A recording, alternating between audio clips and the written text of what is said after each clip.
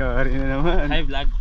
Magandang araw people, for this video, ngayong araw na to, bumalik ulit kami dito sa Panglet para kumuha ng alimango. Marami na kami pumunta para makarami daw kami. Kasi pagpunta namin dito sobrang lalim. Pinilit na lang namin maghukay kung makachamba. Nagtry nga kami isang butas kung sakaling mayroong laman. Yung medyo malaki na ngayong butas, pwede nang kunin sa loob yung alimango. Chinik na nga ni Tito Totoy kung may laman daw sa loob. Naglibas ng tubig at pinasok yung katawan sa loob ng butas. Yung oras na yun, pinapakiramdam yung alimango sa loob. Nakaready na maghila at presahan ng kunin ang alimango sa loob. Pinahirapan kami at sa huli walang laman yung butas. Medyo inalat nga kami sa paghuli ng alimango, tapos bigla pong umulan. Sumilong at pinatilang muna namin ang ulan. 4 na oras na nga kami naghihintay para bumabaw yung tubig. Habang naghihintay, nilinis muna ni Makmak tong labong. At nagkilaw ng isda kasi gutom na daw sila.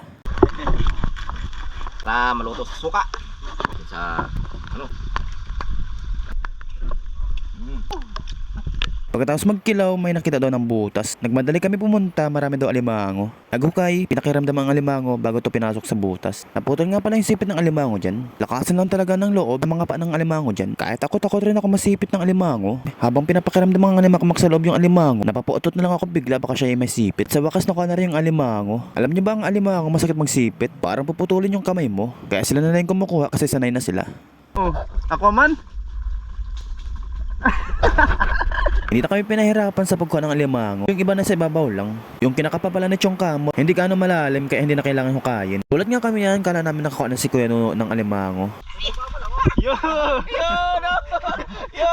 Akala namin alimango na, yung pala putik lang. Pakiramdaman na nga ni tiyong kamo yung alimango. Nakakala namin nagbibiro lang pala siya, yung pag-angat niya pala.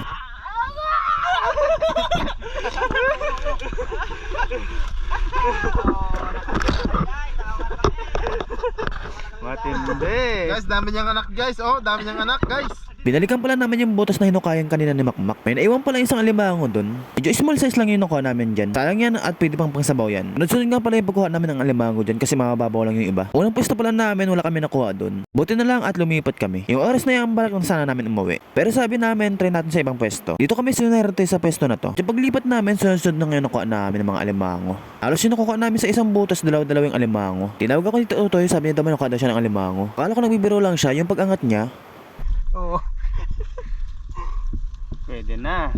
Malit nga lang yan pero pwede nang pangsabaw. Ang mahalaga malaki ang sipit niya kasi malaman din yan. May nakita ang ulit sa Makmak ng butas at kinapa niya sa loob. At yung pagkapa niya pala may nag-abang sa kanyang dalawang alimango. Ito nga yung sinasabi kong sinaswerte kami dito sa pangalawang pisto namin. Di namin nakalain na gano'n pala karaming alimango ngayon dito sa pinunta namin. Parang kanina lang 0-0 kami. May nakapa na naman si Makmak ng alimango na pakababaw lang. Sabi dito, ito yung lumalabas daw yung alimango pag malalim ang tubig. Yung ibang alimango daw naghanap daw ng butas. Kapag malinaw daw ang tubig, pinapulot lang daw yung alimango sa ilog. Marami na pala kami nakukuha ng alimango, kaya tuloy lang daw kami sa paghukay. 6 na katao daw kami maghatian, kaya kulang pa daw yan. Kada hukay pala namin ng butas, meron lamang alimango. Kahit nagtitest na rin kami sa gutom, tuloy pa rin ang pagkuha namin ng alimango. Malalaki na pala yung mga nahuhuli namin dyan. Medyo malaki-laki din yung nakuha ni Totoy. Ganito pala tumingin ng kasarian ng mga alimango. Kapag part pala yung tiyan ng alimango, babae yan. Kapag may guhit naman yung alimango sa tiyan, lalaki yun. Mas masarap daw ulamin daw yung babaeng alimango kasi matataba daw. Nag-aakyatan yung mga alimango sa dami nila. Ito yung pinakalas na pangangapa ni Makmak sa butas. At yung oras na yan kailangan na namin umuwi. Ito nga pala yung pinakabuuan ng mga nakuha namin ng alimango. Yung iba na matay-matay na at naglaban-laban sila. May pa ito. At sa huli meron na kaming mauulam.